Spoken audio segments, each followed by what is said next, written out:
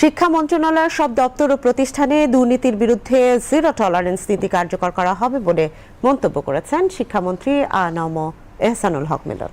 তিনি আজ রাজধানীর পিটিআই মিলনায়তনে অমর একুশে শহীদ দিবস ও আন্তর্জাতিক মাতৃভাষা দিবস উপলক্ষে আয়োজিত আলোচনা সভায় এই মন্তব্য করেন। শিক্ষামন্ত্রী বলেন, ২১ কেবল একটি দিন নয়, এটি চেতনার প্রতীক। সেই চেতনাকে প্রতিষ্ঠিত করতে ভাষা সংরক্ষণের সর্বোচ্চ গুরুত্ব দেবে সরকার। একই সঙ্গে বেকারত্ব কমাতে দক্ষতা নির্ভর শিক্ষা জোরদার করার কথাও জানান তিনি। শিক্ষা প্রতিমন্ত্রী ববি হাজ্জাজ বলেন, প্রধানমন্ত্রী তারেক রহমানের নেতৃত্বে দুর্নীতিমুক্ত আগামী বাংলাদেশ গড়ে তোলা হবে।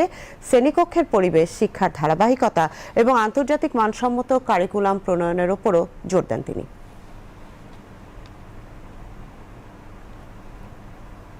সব মিলিয়ে আমরা আগামীর বাংলাদেশ গড়ে তুলব আমাদের প্রধানমন্ত্রী জনাব তারেক রহমানের নেতৃত্বে, এবং আপনারই হবে তার টুলস। এই জন্যই এই শিক্ষা মন্ত্রণালয় সবচেয়ে গুরুত্বপূর্ণ মন্ত্রণালয়। এদিকে আমি আর ৮-১০টি মন্ত্রণালয়ের সাথে মনে করি না। এই ভিন্নতর মন্ত্রণালয়টির যাত্রা শুরু হয় প্রাথমিক থেকে।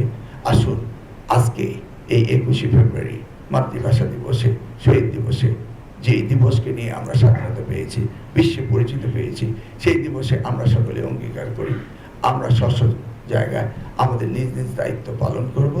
সবকিছুর ঊর্ধ্বে উঠে আমরা আমাদের সন্তানকে ভালোবাসবো, ভবিষ্যৎ প্রজন্মের বাংলাদেশ গড়ে তুলব। শিক্ষা মন্ত্রণালয়ের অধীনে সবাই আমরা কাজ করি, তাহলে বাংলাদেশের ফাউন্ডেশন আমরা শক্তভাবে তৈরি করব।